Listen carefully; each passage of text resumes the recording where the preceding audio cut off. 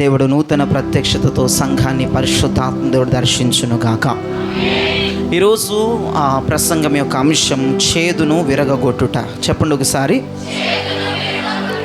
మన దేవుడు చేదైన జీవితాలను, చేదైన అనుభవాలను విరగొట్టే దేవుడు. హల్లెలూయా. మీకు నేను 2 రిఫరెన్సులు చెప్తాను, అవి చదవండి. నిర్గమాకాండము 15వ అధ్యాయం 22 నుంచి 25 వరకు, హెబ్రీ పత్రిక 12వ అధ్యాయం 14 నుంచి 17 వరకు చదువుతారు సహోదరి విందాం. నిర్గమాకాండము 15వ అధ్యాయము 22 నుండి 25 వరకు, హెబ్రీ పత్రిక 12వ అధ్యాయము 14 నుంచి 17 వరకు. మోషే ఎర్ర సముద్రం నుండి జనులను సాగచేయగా వారు షూరు అరణ్యంలోనికి వెళ్ళి దానిలో 3 దినములు నడిచిరి. అచ్చట వారికి నీళ్లు దొరకలేదు. అంతలో వారు మారాకు చేరిరి. మారా నీళ్లు చేదైనవి గనుక వారు ఆ నీళ్లు త్రాగలేకపోయిరి. అందువలన దానికి మారా అను పేరు కలిగెను. ప్రజలు మేమేమి త్రాగుదమని మోషే మీద సణుగు కొనగా అతడు యెహోవాకు మొరపెట్టెను. అంతటా యెహోవా అతనికి ఒక చెట్టును చూపెను. అది ఆ నీళ్లలో వేసిన తరువాత నీళ్లు మధురములాయెను. అక్కడ ఆయన వారికి కట్టడను విధిని నిర్ణయించి అక్కడ వారిని పరీక్షించి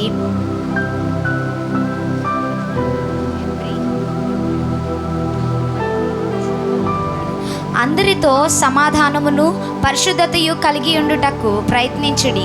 పరిశుద్ధత లేకుండా ఎవడునూ ప్రభువును చూడడు.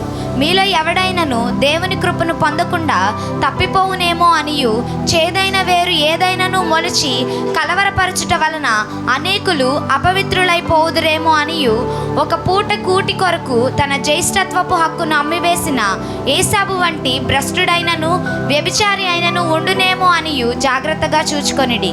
ఏసావు ఆ తరువాత ఆశీర్వాదము పొందగోరి కన్నీళ్లు విడుచుచు దానికోసరము శ్రద్ధతో వెదికినను మారు మనసు పొందని అవకాశము దొరకక విసర్జింపబడినని మీరెరుగుదురు. చాలా మందిలో చేదు ఉంటుంది. చాలా మంది జీవితాలు ఒక చేదుగా ఉంటాయి. చాలా మంది హృదయాల్లో చేదు పేరుకుపోతూ ఉంటుంది.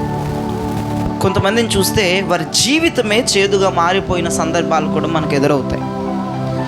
సముద్రములో ఓడలు, అనేక వందల ఓడలు, వేల ఓడలు ప్రయాణం చేస్తూ ఉంటాయి. సముద్రము పైన ఓడలు ప్రయాణం చేస్తే బాగానే ఉంటుంది, కానీ సముద్రములో ఓడ పెడితే బాగానే ఉంటుంది, కానీ ఓడ సముద్రములో ఆ సముద్రము ఓడలో ప్రయాణం చేయకూడదు.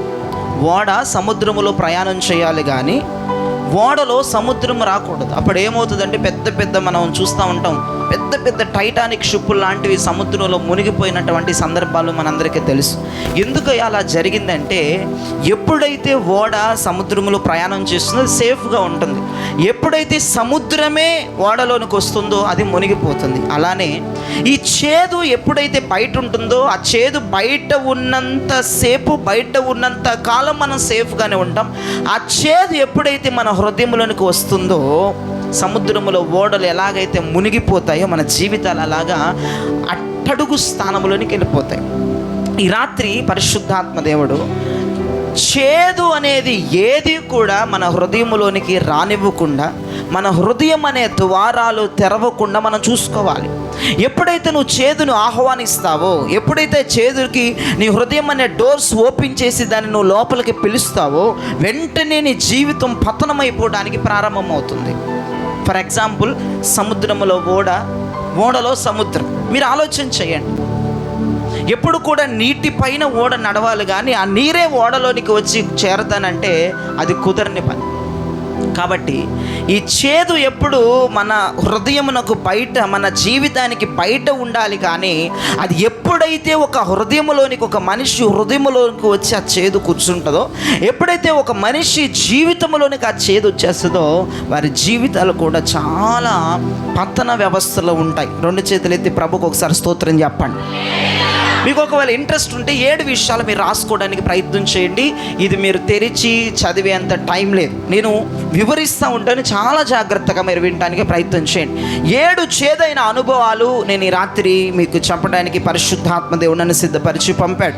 అపోస్తుల కార్యములు 8వ అధ్యాయము 23వ వచనంలో అక్కడ ఉంటుంది, పాపము ఒక చేదు అని ఉంటుంది. నా వైపు చూడండి, నేను చెప్పేసాను, అయిపోయింది.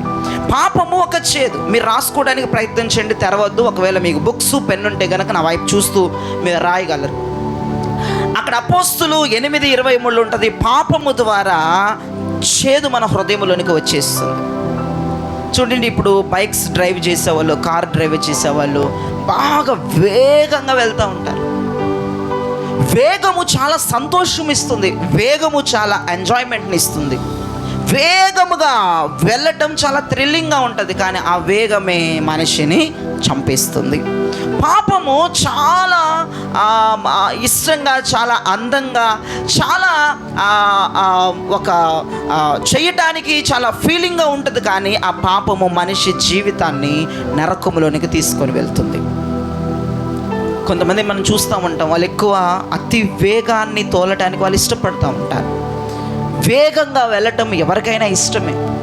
వేగముగా వెళుతూ వాళ్ళ యొక్క అంతరంగాన్ని సంతోషపెట్టుకుంటుంటారు, కానీ ఆ వేగమే వారి ప్రాణం తీసేటువంటి ప్రమాదం ఉంది. ఆ వేగం ఎంత సంతోషమో ఆ వేగము మనిషి ప్రాణాన్ని తీస్తుంది. అలానే పాపము ఒక వ్యక్తికి ఎంత సంతోషాన్ని ఇస్తుందో ఆ టైంలో ఈ పాపం ఏం చేస్తుందంటే మనిషి ప్రాణాలని తీసేస్తుంది. అపోస్తులు కార్యాల్లో రాయబడిన మాట, పాపము చేదును హృదయంలోనికి తీసుకుని వస్తుంది. ఇంకా మనం చూస్తే యెషయా గ్రంథం 38వ అధ్యాయం 17వ వచనంలో అనారోగ్యము చేదును ప్రవేశపెడుతుంది. హిజ్కియా రాజు గురించి మనందరికీ తెలుసు. ఆయనకి విరుగుడు లేని రోగం వస్తుంది. యెషయా ప్రవక్త వచ్చాయా, మీరు చనిపోతారు, మీ ఇంటిని చక్క పెట్టుకోమంట ఆయన ఏడ్చిన విధానాన్ని మనం చూస్తూ ఉంటాం. ఆయన కన్నీరు కార్చిన విధానాన్ని మనం చూస్తూ ఉంటాం. మరలా ఆ ప్రవక్త తిరిగి వచ్చి, అయ్యా మీకు 15 సంవత్సరాల ఆయుష్ను దేవుడు పొడిగించమన్నారని చెప్పటం మనం చూస్తూ ఉంటాం. ఈ అనారోగ్యమైనటువంటి ఆ చేదును దేవుడు ఆ హిజ్కియా రాజు పట్ల విరగొట్టాడు. దేవునికి స్తోత్రం కలగనని. అనారోగ్యం మన జీవితాలను చేదుతో నింపేస్తూ ఉంటుంది, మన శరీరాన్ని ఒక చేదైన అనుభవంలోనికి నడిపిస్తుంది. ఇక 3వ చేదును ఎలా మనం చూడొచ్చు అంటే, యోబు గ్రంథం 10వ అధ్యాయం 1వ వచనంలో యోబు గారు అంటారు, నా జీవితం అంతా ఒక చేదుగా మారిపోయింది అంటారు. ఎందుకయ్యా అతని నోట్లో నుంచి ఆ మాట వచ్చిందంటే, అతని జీవితంలో భయంకరమైన శ్రమలు అతని జీవితంలో అలుకున్నాయి. ఈ 3వ చేదుని ఏమని పేరు పెట్టచ్చు అంటే, శ్రమల ద్వారా మనకు చేదు కలుగుతుంది. మొదటిగా పాపం ద్వారా చేదు కలుగుతుంది, రోగము ద్వారా చేదు కలుగుతుంది. 3వదిగా శ్రమల ద్వారా ఒక మనిషికి చేదు, ఒక మనిషి జీవితం చేదుగా మారుతుంది. ఏమి శ్రమలు అతని జీవితంలో తను అనుభవించాడా అంటే, తను ఊసు దేశంలో దేవుడు ఎంత గొప్పగా యోబు గారి గురించి చెప్తాడో. ఊసు దేశంలో ఒక వ్యక్తి ఉన్నాడు, ఒక మనుష్యుడు ఉన్నాడు. అతని వంటి వాడు భూమి మీదే లేడు. అతనుకున్న ఆస్తి భూమి మీద ఎవరికి లేదు, అతనుకున్న పరిశుద్ధత భూమి మీద ఎవరికి లేదు, అతనుకున్న యథార్థత భూమి మీద ఎవరికి లేదు, అతనుకున్న సౌందర్యం భూమి మీద ఎవరికి లేదు, అతని కుటుంబంలో సమాధానం భూమి మీద ఎవరికి లేదు. అది ఒక మనిషి చెప్పట్ల, దేవుడే సాతానికి చెప్తాడు. అంత గొప్పగా, అంత ఆస్తిపరుడుగా, అంత ఐశ్వర్యవంతుడిగా, అంత సమాధానకర్తగా, అంత యథార్థవంతుడిగా, నీతిపరుడుగా బ్రతికినటువంటి ఆ యోబు జీవితంలో చేదు చేరుకుపోయింది, చేదు అలుముకుపోయింది. ఎలాగయ్యా అంటే, తన 10 మంది బిడ్డలు చనిపోయారు. ఎలాగయ్యా అంటే, తనకున్న ఆస్తి అంతా పోయింది. ఎలాగయ్యా అంటే, తనకున్న ప్రాణమైన మిగిలిద్దయా అంటే, తనకున్నటువంటి శరీరం అంత భయంకరమైన ఆ పుండ్ల చేత, గజ్జి పుండ్ల చేత నింపబడ్డాయి. ఇంక ఎలాగ తన జీవితంలో చేదు అలుముకుందయ్యా అంటే, కట్టుకున్న భార్య అతను దూషించేటువంటి స్థాయిలోనికి, అతనితో ట్రావెల్ చేసినటువంటి తన స్నేహితులు అతను దూషించి హేళన చేసే స్థాయిలోనికి వచ్చేసారు. తన జీవితం అంతా చేదుగా మారిపోయింది. కానీ ఆ చేదైన అనుభవంలో దేవుడు అతని చేదుని ఎలాగయ్యా విరగొట్టాడంటే, అతని స్తుతి ద్వారా చేదు విరిగిపోయింది. దేవునికి స్తోత్రం కలుగునగాక. ఈ 10 మందిని కూడా పూడ్చిపెట్టి వచ్చి ఆ యోబు ఇంట్లో ఏం చేస్తున్నాడు తెలుసా? దేవునికి కృతజ్ఞతాస్తుతులు చెల్లిస్తూ ఉన్నాడు. ఈ 10 మందిని కూడా సమాధి చేసి వచ్చి యెహోవా నామమును గణపరుస్తూ ఉన్నాడు. అతని ప్రతి జీవితంలో, ప్రతి పరిస్థితిలో, ప్రతి పోరాట పోరాటంలో, ప్రతి యుద్ధములో దేవునికి కృతజ్ఞత స్తుతులు చెల్లిస్తూనే ఉన్నాడు. కాబట్టి దాని ద్వారా దేవుడు ఆ చేదైన అనుభవాన్ని విర్రగొట్టి తన జీవితాన్ని దేవుడు మధురంగా మార్చాడు. హల్లెలూయా, హల్లెలూయా. ఆ తొలి దినాల కంటే కడపటి దినాలు గ్లోరియస్ దినాలుగా యోబు పట్ల దేవుడు మార్చేశాడు. నిజంగా నీ తొలి దినాల కంటే కడపటి దినాలు నీ మహిమ దేవుడు అధికము చేయునుగాక, నీ కృప దేవుడు అధికము చేయునుగాక, నీ ఫలమును దేవుడు అధికము చేయునుగాక, నీ స్తుతిని దేవుడు అధికము చేయునుగాక, నీ నీ నీ పురాలను దేవుడు అధికము చేయునుగాక, నిన్ను దేవుడు గొప్ప చేయునుగాక. దేవుడు నిన్ను గొప్ప చేయాలంటే, దేవుడు నిన్ను అధికము చేయాలంటే, దేవుడిని అధికముగా ఆశీర్వదించాలంటే నీ జీవితంలో స్తుతి అనేటువంటి పరిస్థితులు పెరిగిపోతూ ఉండాలి. ఎప్పుడైతే నీ జీవితంలో స్తుతి కేకలు వినపడతాయో, ఆరాధన కేకలు వినపడతాయో, ఓ దేవుణ్ణి కనపరుస్తూ ఉంటావో, దేవుణ్ణి ఆరాధిస్తూ ఉంటావో, ఎన్ని పరిస్థితి, ప్రతి పరిస్థితిలో దేవునికి చెందవలసిన ఆ స్తుతి యాగమును ఎప్పుడైతే అర్పిస్తావో, ఖచ్చితంగా నీ జీవితంలో తొలి దినాల కంటే కడపటి దినాలు చాలా మహిమకరముగా, ఆశీర్వాదకరంగా, దీవెనకరంగా దేవుడు చేయబోతున్నాడు. హల్లెలూయా. ఇక 4వ చేదును మనం చూసుకుంటే, నింద ద్వారా చేదు మన హృదయంలోనికి వచ్చేస్తుంది. మొదటి సమూయేలు గ్రంథంలో 1వ అధ్యాయం 10వ వచనంలో మీరు చదవద్దు, కానీ మీరు నోట్ చేసుకునేవారు నోట్ చేసుకోండి, హృదయంలో నోట్ చేసుకునేవారు హృదయంలో నోట్ చేసుకోండి, బుక్లో నోట్ చేసుకునేవారు బుక్లో నోట్ చేసుకోండి. మొదటి సమూయేలు 1వ అధ్యాయం 10వ వచనంలో అక్కడ పెనిన్నా అనేటువంటి ఒక స్త్రీ హన్నాను నిందిస్తూ ఉంటుంది. హన్నాను నిందిస్తూ ఉంటుంది. పిల్లలు లేరు, నీకు పిల్లలు లేరు, నువ్వు గొడ్డుబోటు దాని, నువ్వు గొడ్రాలు దానివి, నాకు చూడు పిల్లలు ఉన్నారు, నన్ను దేవుడు ఆశీర్వదించాడు, నన్ను దేవుడు దీవించాడని ప్రతిసారి ఈ పెనిన్నా హన్నాను చూసినప్పుడల్లా భయంకరమైన నిందలు హన్నా మీద వేస్తూ ఉన్నప్పుడు దేవుడు ఏం చేశాడో తెలుసా? ఆ నింద ద్వారా చాలా చేదును అనుభవించింది హన్నా, చాలా దుఃఖాన్ని అనుభవించింది హన్నా, చాలా బాధను అనుభవించింది హన్నా. తన జీవితంలో పెనిన్నా వేసేటువంటి నిందల ద్వారా చేదైన జీవితాన్ని అనుభవించింది హన్నా. వినండి చాలా జాగ్రత్తగా. దేవుడు ఏం చేశాడో తెలుసా? ఈ హన్నాలో ఒక మంచి ప్రవక్తను పుట్టించి, ఒక మంచి దైవజుడిని పుట్టించి, దేవుడు ఆ నిందను తొలగించి, ఆ చేదును తొలగించి ఘనతని ఆ హన్నాకి ఇచ్చినట్లుగా మన బైబిల్లో చూస్తాం. దేవునికి స్తోత్రం కలుగును గాక. మీరు చూస్తే ఈ పెనిన్నా గురించి ఆ అధ్యాయంలో కొన్ని వచనాలే ఆమె గురించి రాయబడుతుంది. పెనిన్నా, ఇక పెనిన్నా గురించి ఎక్కడా ప్రస్తావించబడదు. కానీ హన్నా ద్వారా పుట్టినటువంటి సమూయేలు, శాంసన్ గురించి 2 గ్రంథాలు రాసే కృప దేవుడు అనుగ్రహించాడు. మొదటి సమూయేలు, 2వ సమూయేలు. హల్లెలూయా. దేవుడు నిన్ను ఘనతకు ఎత్తబోతున్నాడు. హల్లెలూయా. దూషించినటువంటి పెనిన్నా జీవితం కొన్ని వచనాలకే పరిమితమైంది.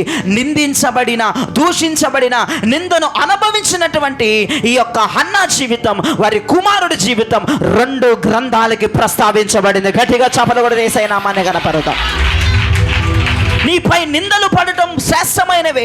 ఒకవేళ నీ నెత్తి మీద నిందను అనుభవిస్తున్నావేమో, నీ కుటుంబంలో నిందను అనుభవిస్తున్నావేమో, చూడండి, నిందను అనుభవించే కుటుంబాలు ఆ నింద నిన్ను ఘనతకి ఎత్తబోతుంది. దేవునికి స్తోత్రం కలుగునగాక. హల్లెలూయా. ఇక్కడ 5వ చేదు గురించి మనం మాట్లాడుకుంటే, ఇప్పుడే మనం చదివాం హెబ్రీస్ పత్రికలో 12వ అధ్యాయం 14-15లో, కాలము వలన మనము చేదులోనికి వెళ్ళిపోతాం. కాలము, అట్మాస్ఫియర్, పరిస్థితులు, కాలం.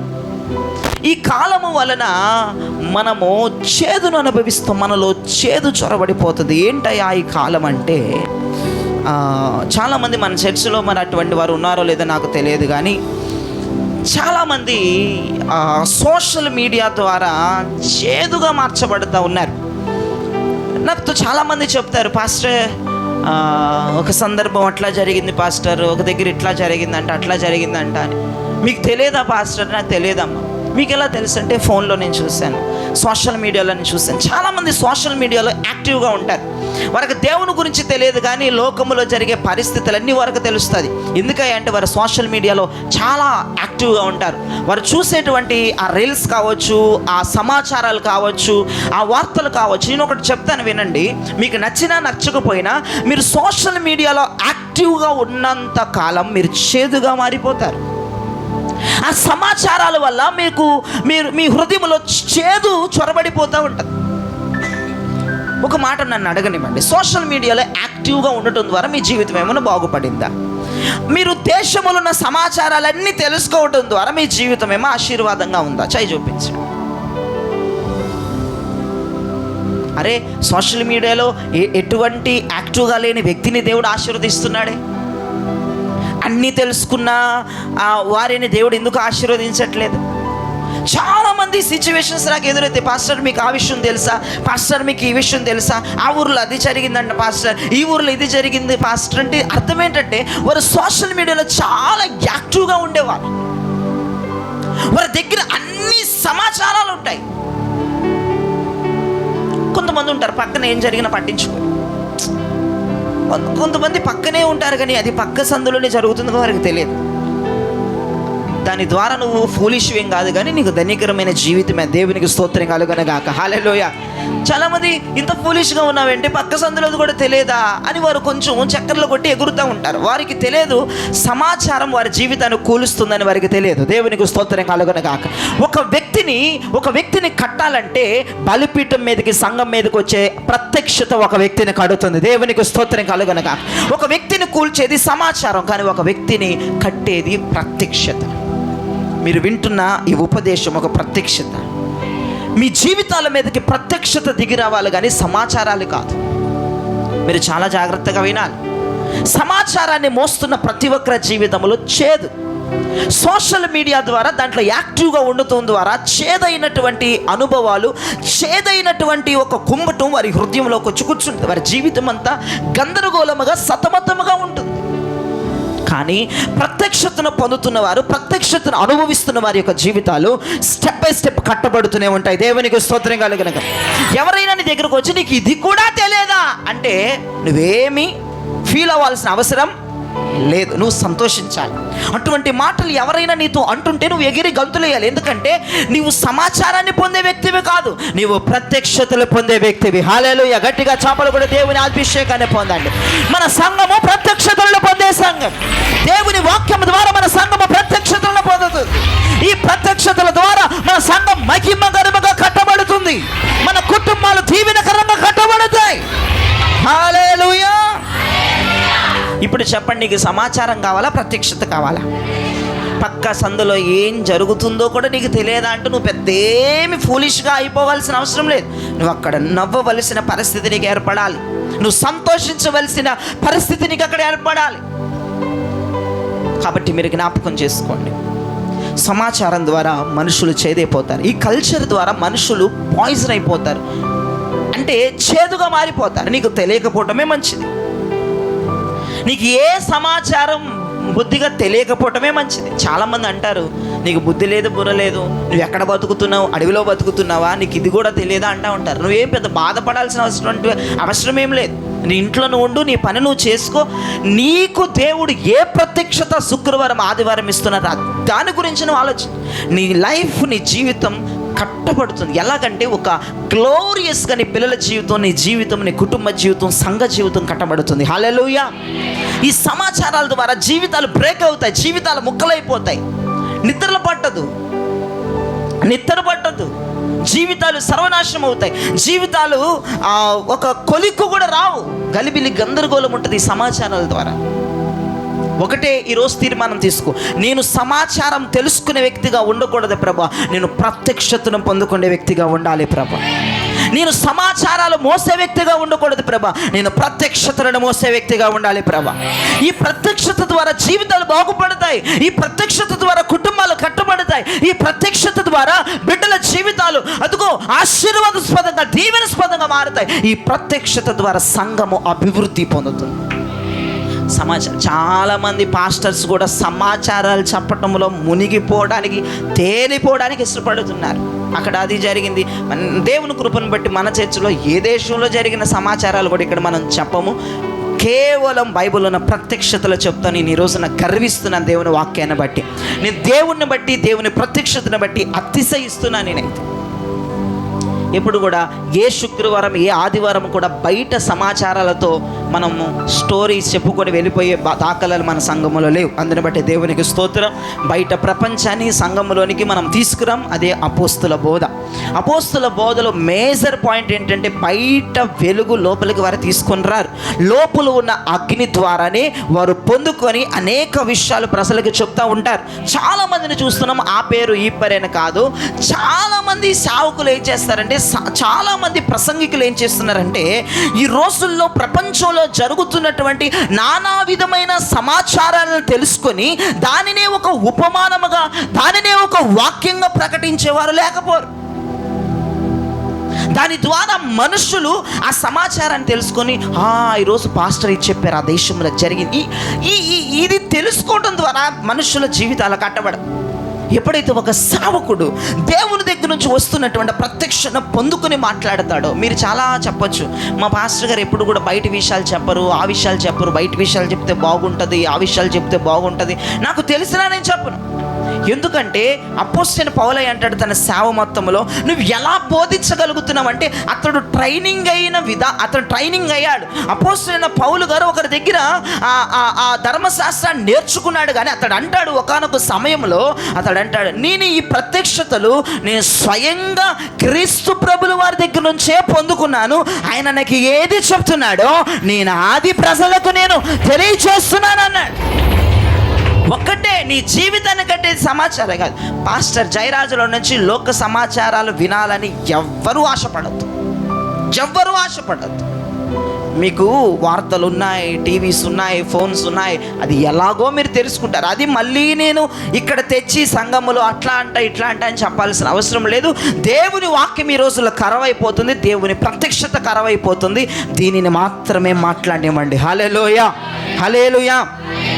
చూడండి, 5వదిగా మనం చెప్పాము, సమాచారాల ద్వారా సోషల్ మీడియాలో, సోషల్ కల్చర్లో మనము నిమగ్నమైపోవటం ద్వారా ఈ కల్చర్ ఒక వ్యక్తిని ఏం చేస్తుందంటే చేదుగా మారుస్తుంది. ఇక 6వది మనం చూస్తే, విశ్వాసములో నుంచి తొలగిపోవటం ద్వారా చేదుగా మన జీవితాలు మారిపోతాయి.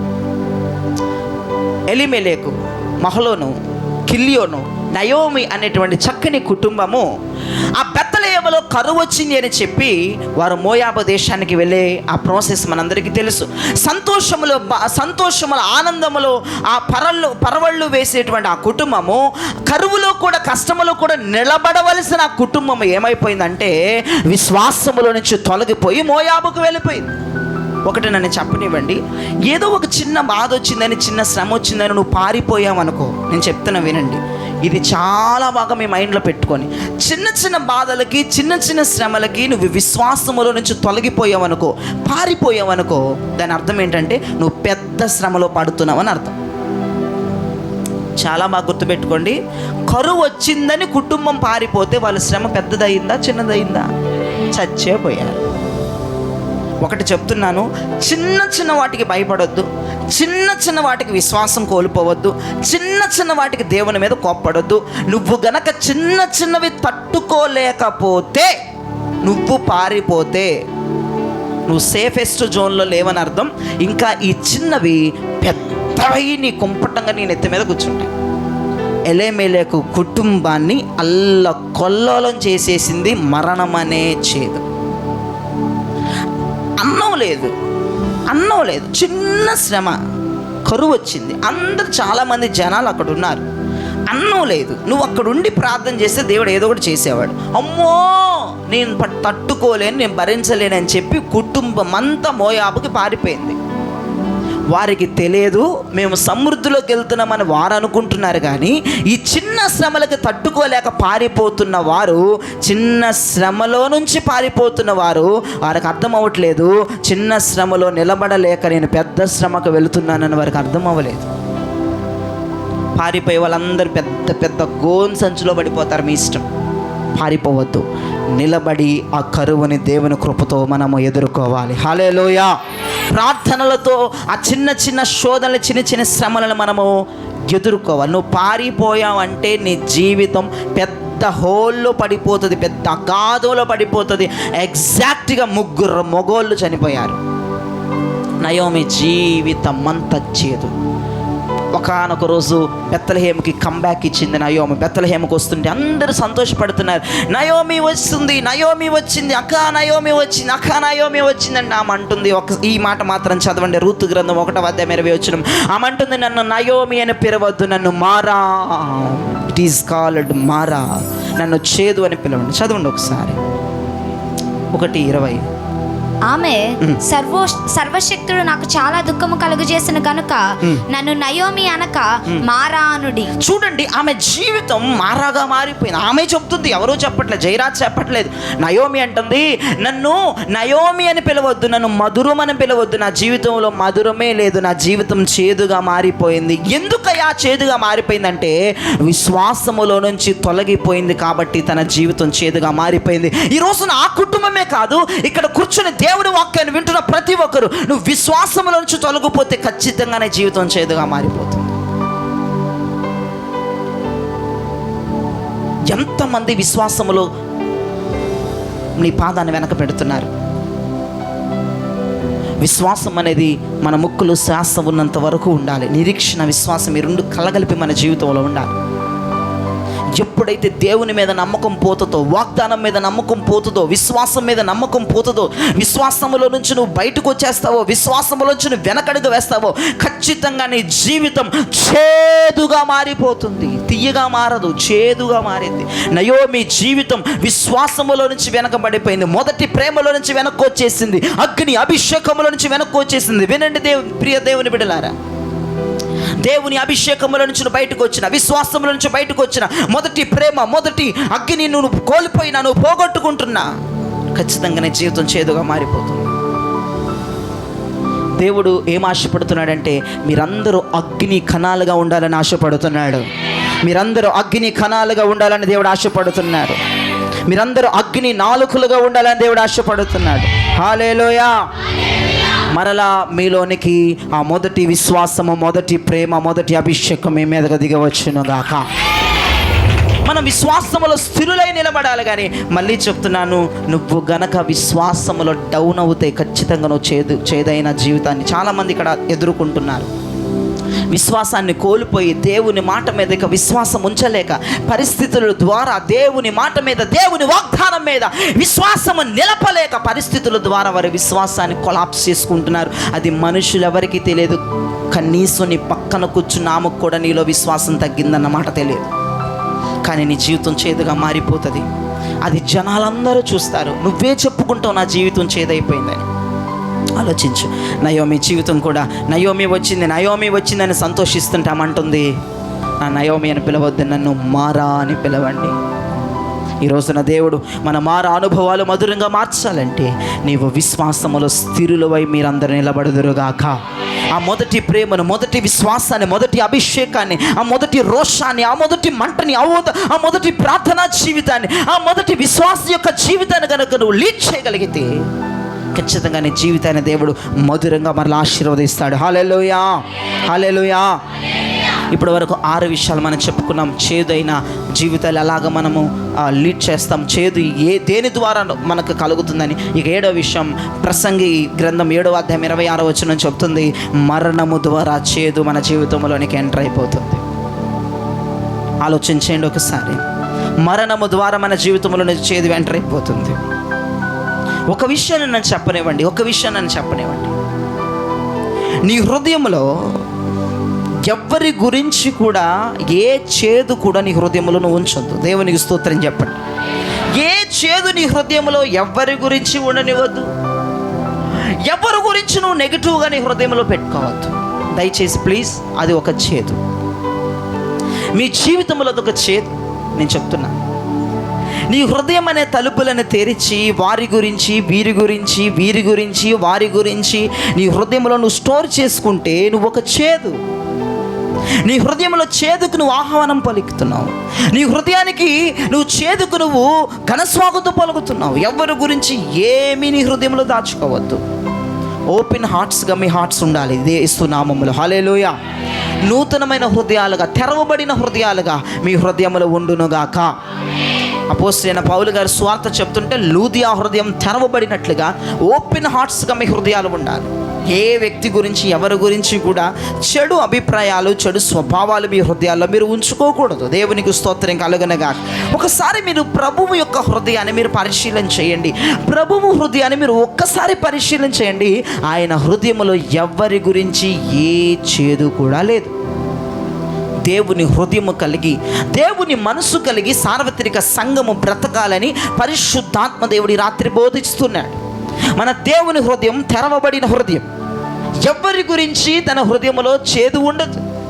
అనేక మంది అతన్ని హింసించారు, అనేక మందిని అతనిని దూషించారు, అనేక మంది అతని నానా విధములుగా మాట్లాడారు, కానీ వారందరి గురించి అతని హృదయంలో చేదు లేదు. దేవునికి స్తోత్రం చెప్పండి.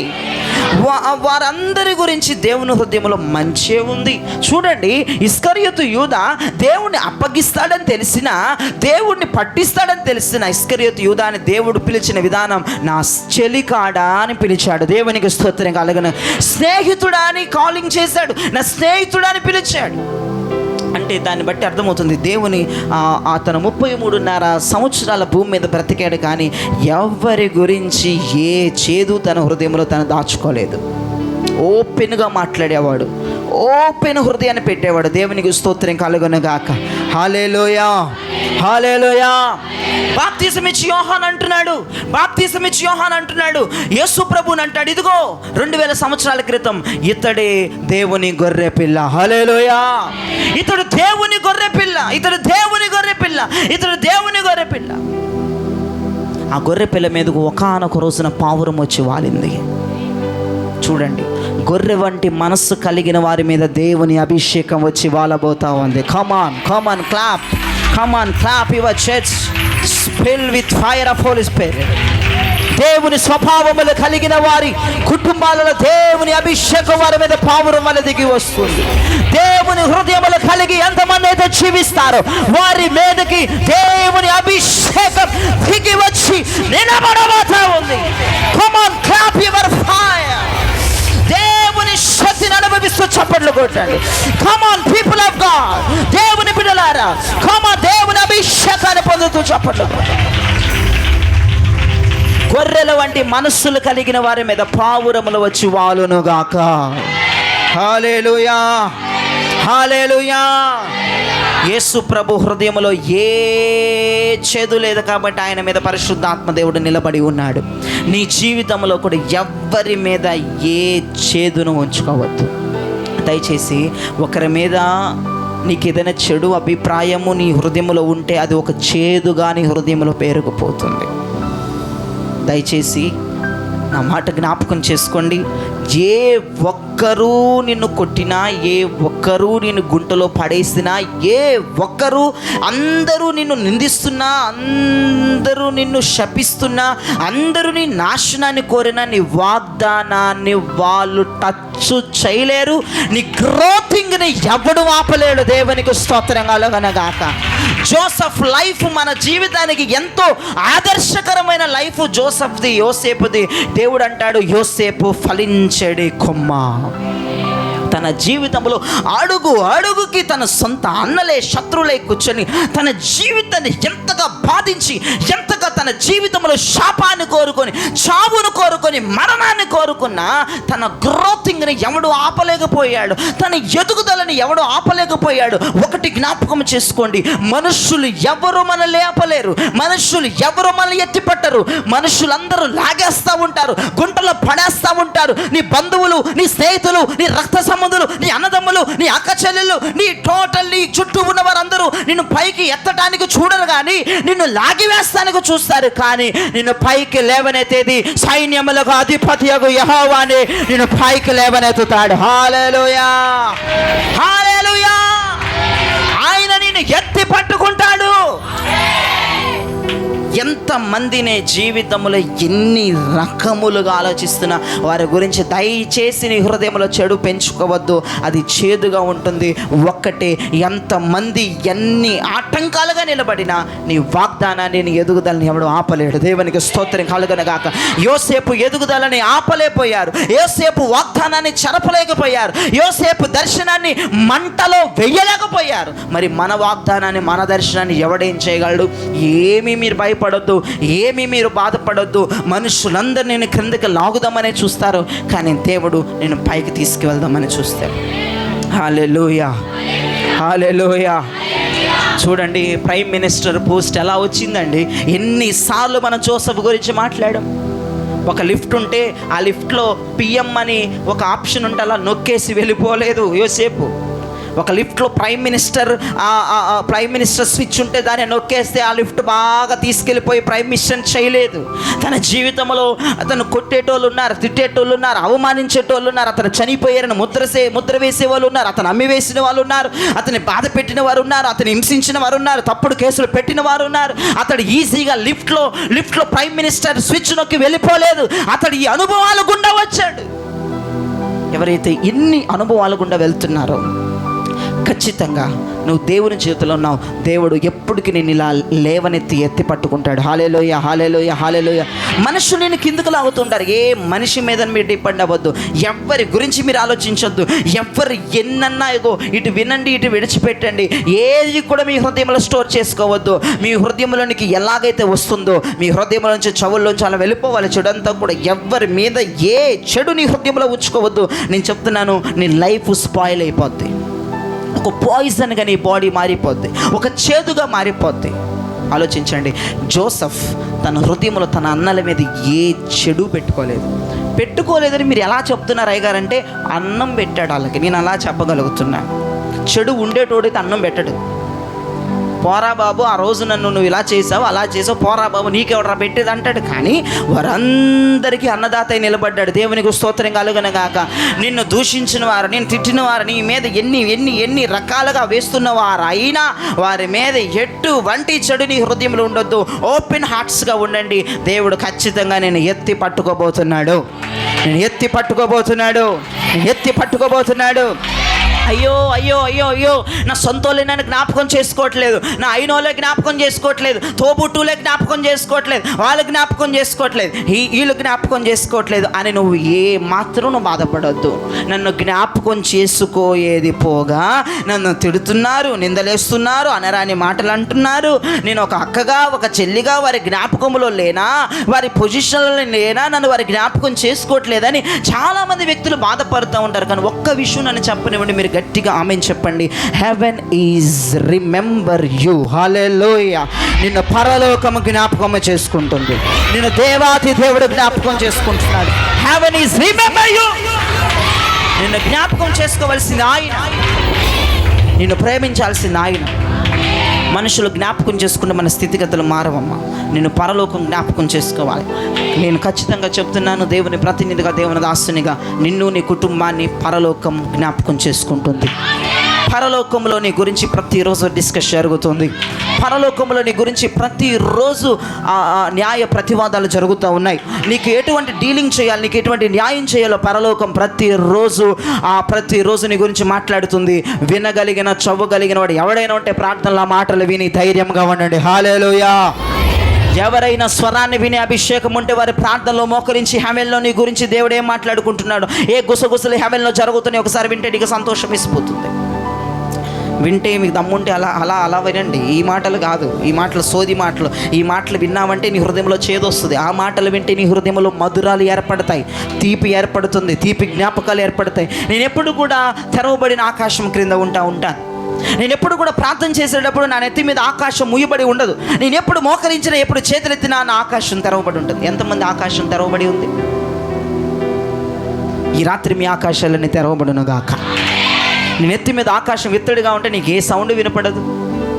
నా గురించి దేవదూతలు మాట్లాడుతూ ఉంటాయి, నా గురించి 24 పెద్దలు మాట్లాడుతూ ఉంటారు, నా గురించి యేసు ప్రభు ధవలవర్ణ సింహాసనం పైగా ఉన్నటువంటి కెరేబు సెరేపుల సైన్యాలు మాట్లాడుతూ ఉంటాయి. నా గురించి అవి ఎప్పుడు మాట్లాడుతూ ఉంటాయి. నా కుటుంబం గురించి ఎప్పుడు అవి మాట్లాడుతూ ఉంటాయి. ఒకవేళ నువ్వు ప్రార్థనలో ఆ శబ్దాలు వినగలిగితే నిజంగానే అంత ధన్యకరమైన కుటుంబం ఈ భూప్రపంచం మీద ఇంకోటి ఉండదు. దేవునికి స్తోత్రం కలుగునగా. యోసేపు ఫలింపుని ఎవడు ఆపలేనట్లుగా నీ ఫలింపును కూడా ఎవడు ఆపలేడు. దేవునికి స్తోత్రం కలుగునగాక. హల్లెలూయా. మన జీవితంలో చేదు ఉండొద్దు.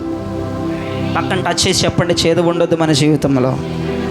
ప్రైజ్ ది లార్డ్ చెప్పారా అందరూ? Praise the lord. హల్లెలూయా. జీవితాలు, కుటుంబాలు చేదు ఉంటే పాడైపోతాయి. ఎట్టి పరిస్థితుల్లో మన జీవితాల్లో చేదు ఉండకుండా లయమైపోవునుగాక. హల్లెలూయా. ఒక 2 వ్యక్తులు నేను మీకు చూపించి ముగించేస్తాను. ఈ రోజున బోరు కొడుతుంది వాక్యం ఉన్న వాళ్ళు చేయి చూపించండి.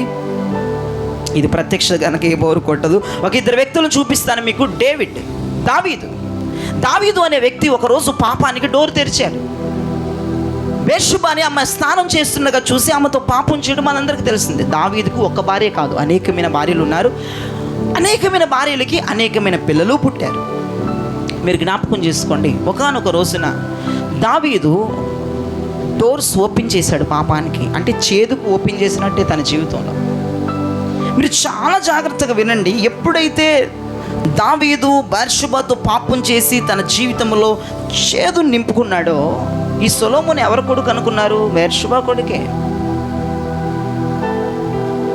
ఆ బెత్షెబ ఆమె స్నానం చేస్తూ ఉండగా ఆ పాపమునికి ఎప్పుడైతే ఈ దావీదు చోటిచ్చాడో వెంటనే అతని యొక్క హృదయం అంతా చేదై కూర్చుంది.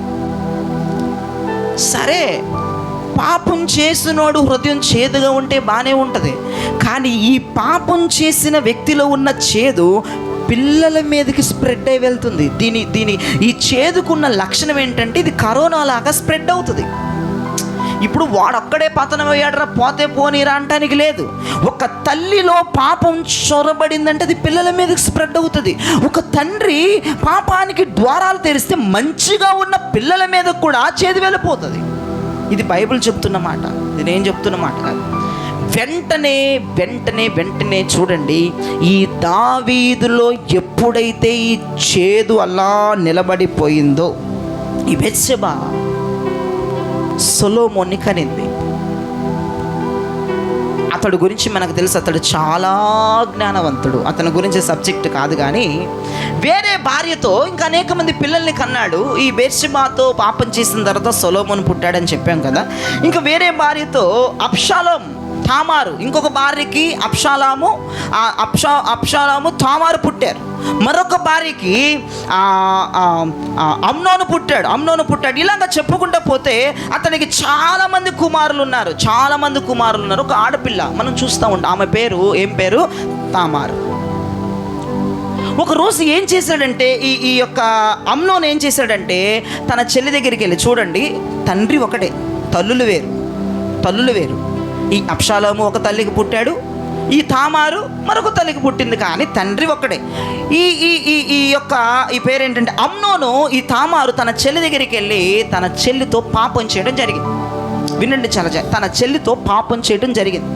చూడండి ఆ చేదు, చూడండి ఎవరెవరి మీద పడుతుందో చూడండి. దావీదు తెరిచినటువంటి ఆ డోర్స్, ఆ స్త్రీతో చేసినటువంటి, ఆ బెత్షెబతో చేసినటువంటి ఆ పాపము ఆయన దగ్గరే ఉండిపోకుండా తన కుమారుల్లోనికి రిఫ్లెక్ట్ అయింది. ఆ చేదు తన కుమారుల్లోనికి, అమ్నోన్లోకి రిఫ్లెక్ట్ అయ్యి తన సొంత చెల్లితోనే పాపం చేయాల్సి వచ్చింది. అయితే ఈ విషయాన్ని తామారు ఏం చేసిందంటే తన అన్నైన అబ్షాలోముకి విషయాన్ని చెప్పింది. అన్నయ్య, ఇట్లాగా అమ్నోను నాతో పాపం చేశాడు, నన్ను బలవంతంగా లొంగుకున్నాడు, నన్ను బలవంతంగా నాతో పాపం చేశాడని అని చెప్తే ఈయనేం చేశాడు? అమ్మా చెల్లమ్మా, నువ్వేం బాధపడద్దు, నువ్వేం భయపడద్దు, నాన్నగారు ఉన్నారు, నాన్నగారు చూసుకుంటాడు. దేవునికి స్తోత్రం చెప్పండి. దావీదుకి ఈ విషయం చెప్పేశాడు అబ్షాలోము.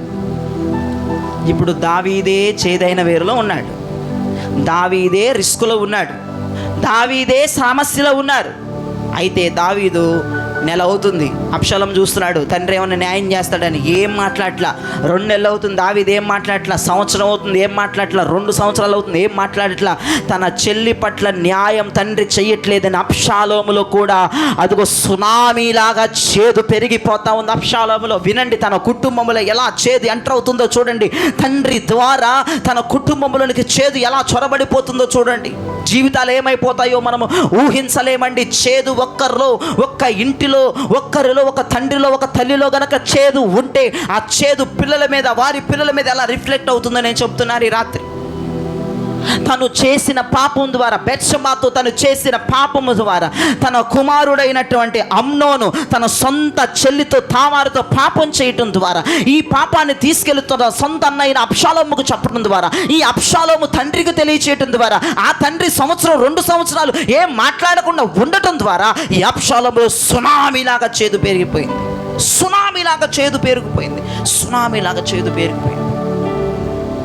తండ్రి అంటే పడట్లేదు అబ్షాలోముకి. భయంకరమైన కోపాద్రోహుడైపోతున్నాడు. భయంకరమైన విషయాన్ని పెంచుకుంటున్నాడు తండ్రి మీద అబ్షాలోము. దావీదు మీద భయంకరమైన విషయాన్ని పెంచుకుంటున్నాడు. భయంకరమైన స్వాభావికమైన విషయం పెరిగిపోతూ ఉంది. ఒక సునామీ భూకంపంలాగా తన శరీరంలో చేదు పెరుగుతూ వస్తుంది తండ్రి మీద. ఎందుకన్నా చెల్లికి న్యాయం చేయడు, ఎందుకన్నా చెల్లికి న్యాయం తీర్చాడు, ఎందుకన్నా చెల్లికి తీర్పు తీర్చడం. భయంకరంగా ఆ వ్యక్తిలో ఉన్న నిర్లక్ష్యం ద్వారా ఈ వ్యక్తిలో భయంకరంగా చేదు పెరిగిపోతుంది. అదే అంతఃపురంలో వీళ్ళందరూ ఉన్నట్లుగా అదే అంతఃపురంలో మనం ఒక సహోదరుడు మనం అక్కడ చూస్తాం. అహితోపేలు అనేటువంటి ఒక వ్యక్తిని అక్కడ మనం చూస్తాం. అదే అంతఃపురంలో ఉంటాడు అహితోపేలు. చెప్పండి ఒకసారి పేరు అహితోపేలు. ఇప్పుడు నేను చెప్పిన పేర్లన్నీ మీరు మైండ్లో పెట్టుకోండి. అహితోపేలు ఈ వ్యక్తి ఏం చేసేవాడంటే, ఈ వ్యక్తి కౌన్సిలింగ్ చేసే వ్యక్తి, సమాచారాన్ని ఇచ్చే వ్యక్తి. ఈ వ్యక్తి యొక్క సమాచారం ఎలా ఉంటుందంటే, ఈ వ్యక్తి ఒక మాట మాట్లాడితే సాక్షాత్తు దేవుడే మాట్లాడాడని ఆ అంతఃపురముల రాజ్యములో ఉన్న ప్రతి ఒక్కరు అతని సలహాలు తీసుకుంటారు, ఇన్క్లూడింగ్ రాజుతో సహా, దావీదుతో సహా. ఈ యొక్క అహితోపేలు యొక్క సమాచారం, ఈ యొక్క అహితోపేలు యొక్క మాటను తీసుకొని వారి యొక్క జర్నీని, వారి లైఫ్ని ముందుకు తీసుకుపోయేటువంటి వ్యక్తులు చాలామంది ఆ రాజ్యంలో ఉన్నారు. ఇంతకీ ఈ అహితోపేలు ఎవరయ్యా అంటే, ఈ బెత్షెబా తాతగారు. ఈ బెత్షెబా అహితోపేలుకి ఏమవుతుందంటే మనవరాలు అవుతుంది. ఈయనలో కూడా ఒక చేదు పెరిగిపోతుంది. ఏంటంటే, నా మనవరాలని చెడిపేశాడన్న చేదు ఇతనిలో పెరిగిపోతుంది. నా చెల్లి బాధ కూడా పట్టించుకోవట్లేదన్న చేదు అబ్షాలోములో పెరిగిపోతుంటే, ఈ ముసలోళ్ళు ఏం పెరిగిపోతుంది, నా మనవరాలని చెడిపేశాడన్న చేదు ఈ ముసలోళ్ళు పెరిగిపోతుంది. చూడండి, యంగ్ జనరేషన్లో చేదు పెరుగుతుంది, ఓల్డ్ జనరేషన్లో చేదు పెరుగుతుంది, యవనస్తుల్లో చేదు ఉంది, వృద్ధుల్లో చేదుంది. ఈ చేదు ద్వారా మీరు నమ్మండి నమ్మకపోండి, చరిత్ర చెప్తుంది, బైబిల్ చెప్తుంది, ఈ అబ్షాలోము యుద్ధ రంగములో అతని తల చెట్లు కొమ్మలకి ఇరుక్కుపోయి చచ్చిపోయాడు. వాళ్ళ చావులు చెప్తున్నా చూడండి. చేదైన అనుభవాలు పెరుక్కుంటూ ఒకరి మీద వారి మీద వీరి మీద నీ హృదయంలో చేదు పెరిగిపోతా ఉంటే వాళ్ళకేమవుతుంది, నువ్వు సస్తావు. దిక్కులేని కుక్క సావు సస్తాం మనం. వినండి, ఈ అబ్షాలోమేమో ఇదిగో చెట్టు కొమ్మలకి ఇరుక్కుపోయి చచ్చిపోయాడు. ఈ యొక్క అహితోపేలేమో ఆత్మహత్య చేసుకున్నాడు తన జీవితంలో. మరి తను ఎటువంటి అవమానానికి నోర్చుకున్నాడు, ఎటువంటి అవమానాన్ని అతను తట్టుకోలేక ఉరేసుకొని ఆత్మహత్య చేసుకొని చచ్చిపోయాడు. వారి జీవితాలు ఇద్దరి సగములు కొలాప్స్ అయిపోయి, ఈ ముసలోడి జీవితం ఏమో ఆత్మహత్యకి వెళ్ళింది. ఉన్న కొన్ని సంవత్సరాలు బతికేవాడేమో తన చేతులారా తన ప్రాణాన్ని తీసుకున్నాడు. ఈ అబ్షాలోము అర్ధాంతరంగా యుద్ధములో తన తల ఆ కొమ్మలకి, ఆ పిచ్చు కొమ్మలకి ఇరుక్కుపోయి చచ్చిపోయాడు. చూడండి, వారి మీద వీరి మీద నీలో చేదు సునామీలాగా, భూకంపంలాగా పెరిగిపోవటం ద్వారా నీ జీవితంలో ఆశీర్వాదం ఎన్నడూ నువ్వు చూడలేవు. నాకు చాలామంది చెప్తారు, పాస్టర్ గారండి ఆవిడ ఇట్లా అండి, ఈవిడ ఇట్లా అండి, కానీ వినటం నా బాధ్యత. ఇప్పుడు షెకెనక్ ఉంది, మీరేమో అలాంటి వాళ్ళు కాదు, మంచి వాళ్ళు. మీకు ఎగ్జాంపుల్ చెప్తున్నాను. కెసియాక్ ఉన్నారు, మీరు వద్దున్నారు. ఒకరోజు షెకెనక్ వచ్చి కెసియాక్ గురించి నాకు ఏదో చెప్తుంది. ఏదో ఆమె ఇట్లా పరిచర్యలో మరి ఓవర్ చేస్తుంది పాస్టర్ గారు అని కెసియాక్ గురించి షెకెనక్ చెప్తుంది. చాలా ఓవర్ చేస్తుంది, చాలా పాస్టర్లాగా లేదంటే చర్చిని లీడ్ చేసే వ్యక్తిగా చేస్తుంది పాస్టర్ గారు అని ఈమె నాకు చెప్తుంది. ఈమె చెప్పిన మరుసటి రోజు కెసియాక్ నా దగ్గరకు వచ్చింది. ఈమె నా దగ్గర కూర్చోవడం ఆమె గమనించింది. సెకండ్ డే ఆమె నా దగ్గరకు వచ్చి ఆమె చెప్తుంది, పాస్టర్ గారండి మీకు మరి ఆమె ఏం చెప్పిందో ఏమో నాకైతే తెలియదు, కానీ ఆమె ఇట్లాంటిది అట్లాంటిది అట్లాగా అని ఆమె గురించి చెప్తుంది. ఇంకొకరు అనుకుంటున్నారు, వీళ్ళిద్దరూ వచ్చి నా దగ్గర చెప్తున్న సమాచారం ఇంకొకరు తెలుసు, వాళ్ళు అనుకుంటున్నారు నా గురించి. పాస్టర్ గారైనా ఆ మాటలు వినటం ఏంటంటే, అమ్మా వినాలి తల్లి, మంచైనా చెడైనా వినాలి, ఎందుకంటే మీరు దయ్యం రూపం ఎత్తుతారు రేపటి రోజున. పాస్టర్ గారు మేము ఏం చెప్పినా వినట్లేదు అంటారు, కానీ వినాలి. కానీ ఆ వినిన తర్వాత షెకీనా గ్లోరీ అక్క మీద నేను చేదు నా లోపల పెంచుకోకూడదు, కెసియా అక్క మీద చేదు నా లోపల పెంచుకోకూడదు, నేను ఏమీ మాట్లాడకూడదు, వినటానికి మటుకే నా చెవులు వదులుతాను. మీరు అందరికీ నేను చెప్తున్నా వినండి, మీరు చెప్పినా వేస్టే, మీరు అయినా చెప్తారు, అయినా నేను వింటాను. వినండి, మీరు వారి మీద ఎంత చెడు చెప్పిన, ఆమె నా బిడ్డే ఈమె నా బిడ్డే, ఇద్దరు చెప్పింది ఓపిక్గా వింటాను. కానీ నా జీవితంలో నేను చెప్తున్నాను వినండి, ఈ చెబుతా వినే చెబుతాను వదిలేస్తాను. ఆమట్టంట ఇట్టంట ఇట్టంట అట్టంట అందరూ చెప్తారు, కానీ వినాలండి, వినాలి. ఎవరు ఏం చెప్తున్నారో, ఆ వ్యక్తి మీద ఏం చెప్తున్నారో వినాలి. కానీ వాక్యములు ప్రభు మాట్లాడుతుండగా స్వభావాలు మీరు సరి చేసుకుందురుగాక. స్వభావాలు సరి చేసుకోండి. పాస్టర్ గారు మమ్మల్ని ఏమి అనట్లేదు, మా దగ్గరకు వచ్చి మమ్మల్ని ఏమి అడగట్లేదు, నాకు తెలిసిన నేను అడగను. ఎందుకంటే అది నిజమైన అబద్ధమైన నేను వినటానికి ఇష్టపడతాను. కానీ అది అడిగి అది చేసి నీకు ఆ స్వభావాన్ని విడిచిపెట్టాను. నా మనస్సులో కూడా వారి గురించి చెడు పెంచుకొని పోయేటువంటి విధానం కూడా నా మనసులో ఉండనివ్వద్దు. ఎవరి మనసులో అలా ఉండొద్దు.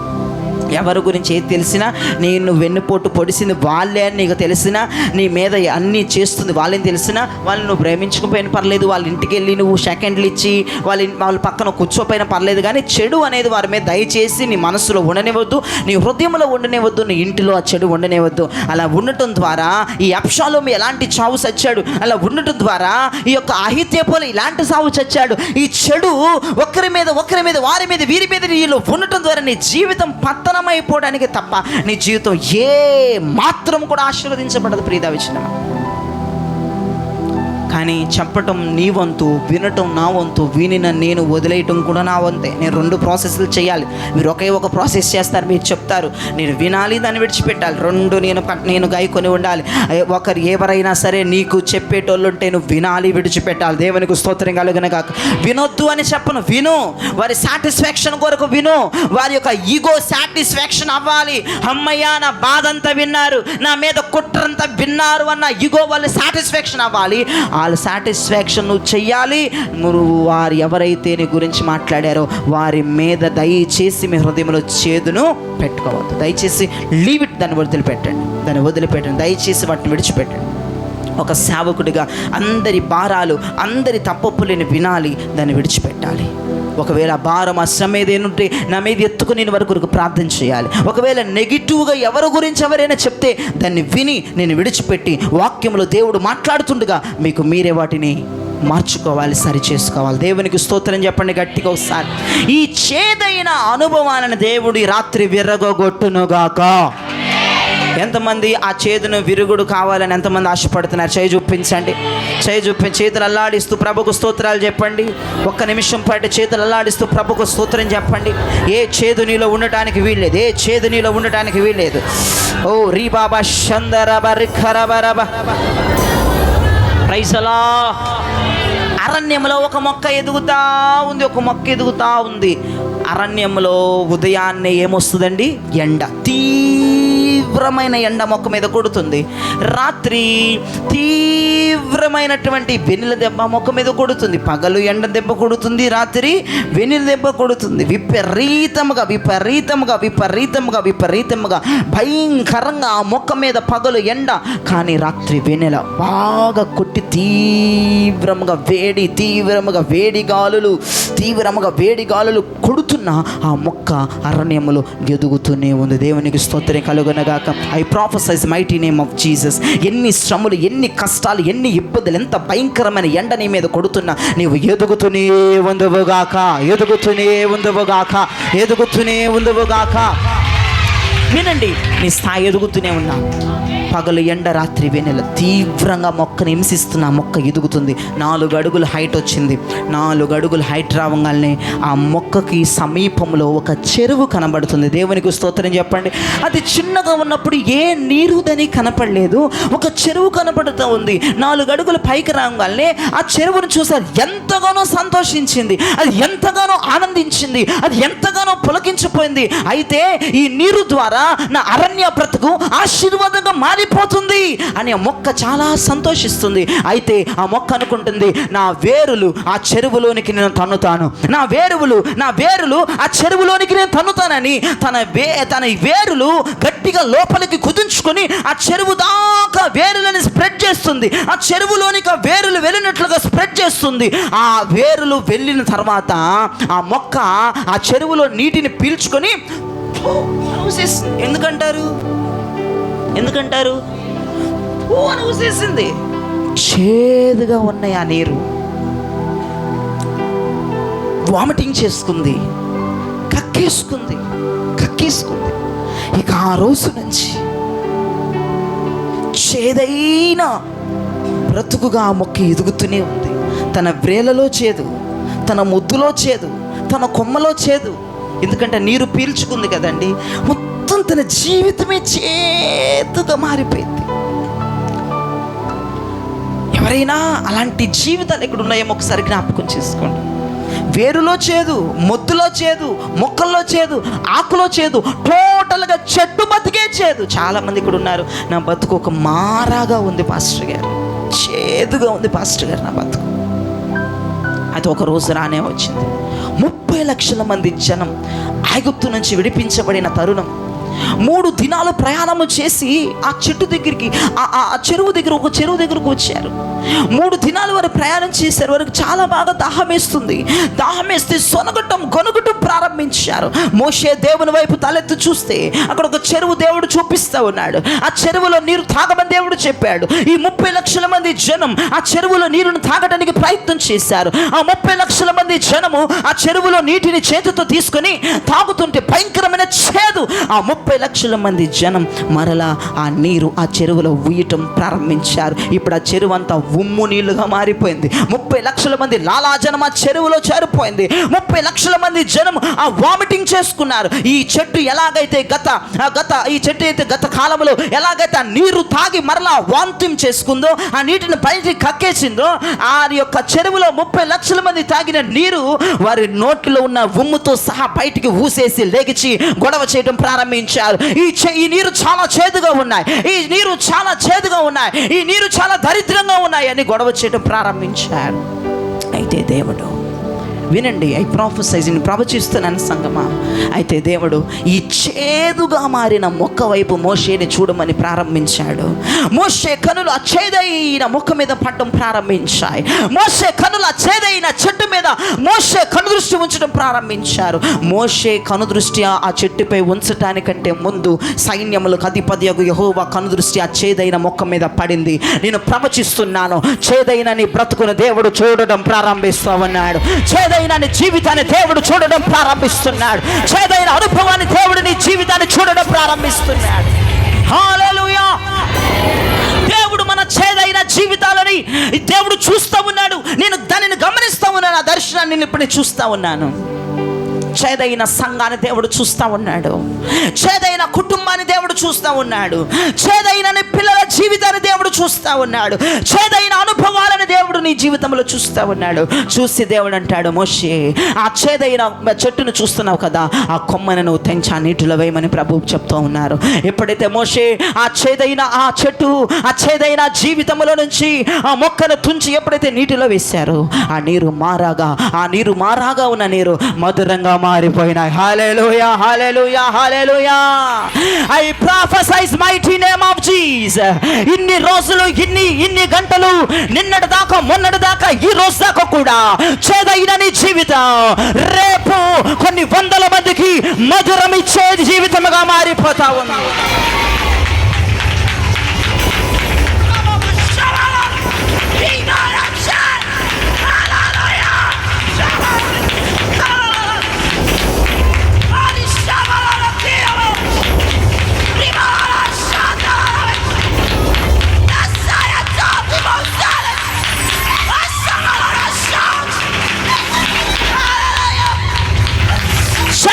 జీవితం అనేక మందికి నీ జీవితం ద్వారా ఆదరణ పొందబోతున్నారు.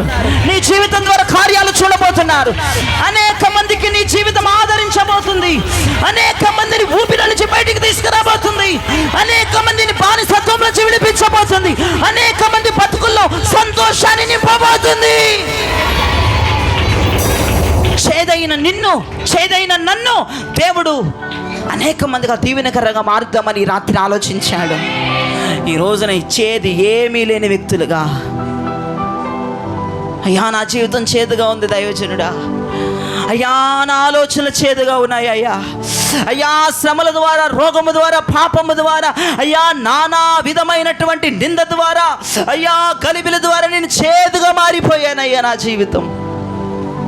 ఈ రోజున ఈ జీవితాన్ని దేవుడు దృష్టిస్తున్నారన్న మాట మర్చిపోవద్దు.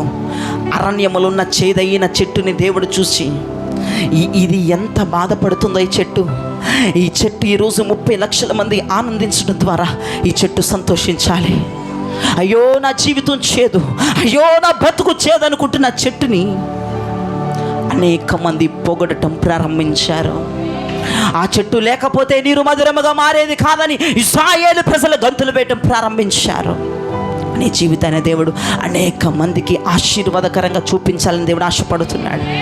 అనేక 3 మిలియన్స్ ఆఫ్ పీపుల్ అండి, 3 లక్షల మంది ప్రజలండి అవి తాగి ఎంతగానో సంతోషించినట్లుగా నేను నమ్ముతున్నానండి. ఐ ప్రొఫెసైజ్, నేను నమ్ముతూ ఈ ప్రవచనాలు విడుదల చేస్తున్నానండి. మన సంఘం అనేక మందిని ఆదరించే సంఘంగా ఉండబోతుందండి. అనేక లక్షల మందిని ఆదరించే సంఘముగా, అనేక లక్షల మందిని ప్రభావితం చేసే సంఘముగా, అనేక లక్షల మందికి విడుదలనిచ్చే సంఘముగా మన సంఘమును దేవుడు చేయబోతున్నాడు. హల్లెలూయా. చూడండి, ఈ చేదైన సంఘం ద్వారా, ఈ చేదైన కుటుంబాల ద్వారా, ఈ చేదైన వ్యక్తి ద్వారా దేవుడు దేశాన్ని కదిలించాలని ఆశపడుతున్నాడు. ప్రపంచాన్ని ఊపేద్దామని ఆశపడుతున్నాడు. ఎంతమంది ఈ ప్రవచనం నమ్ముతున్నారు? సే ఆమెన్ గట్టిగా.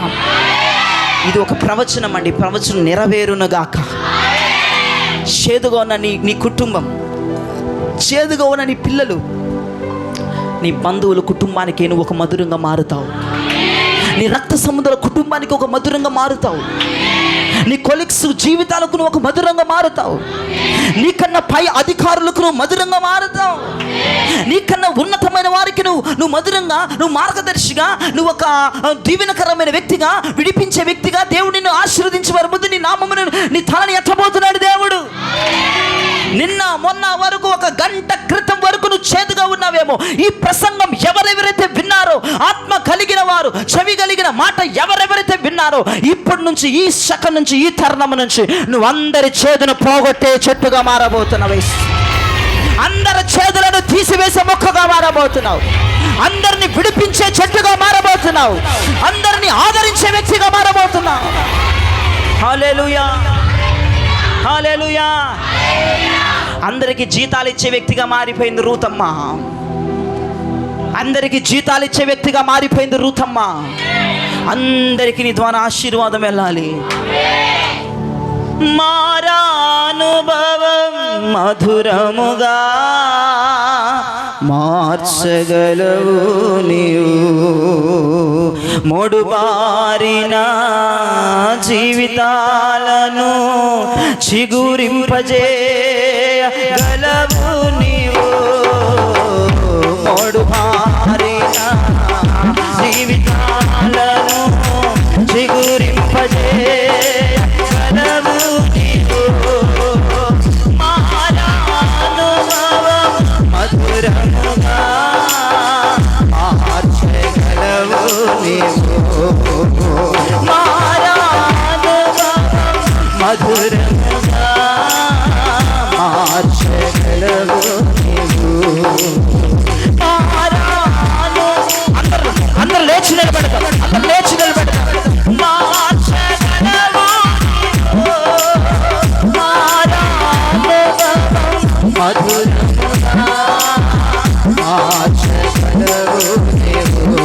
మహోన్నతుడా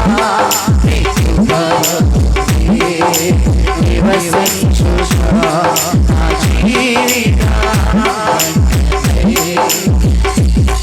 మహోన్నతుడా నివసించుచు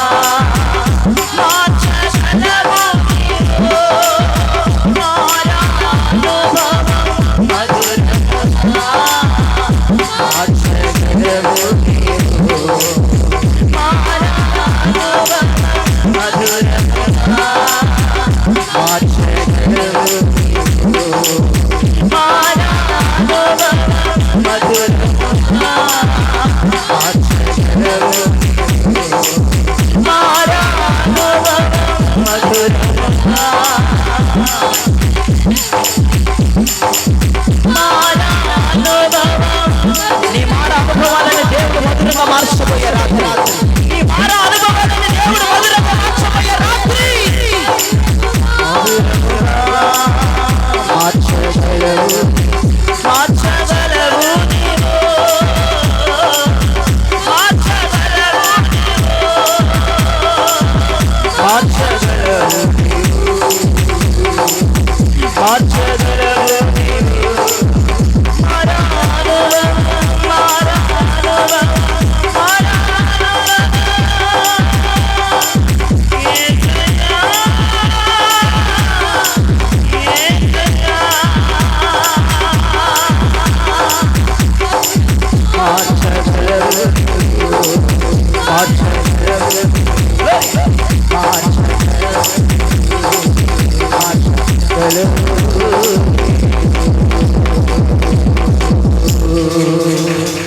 మన జీవితాలను దేవుడు మధురంగా మార్చును గాక.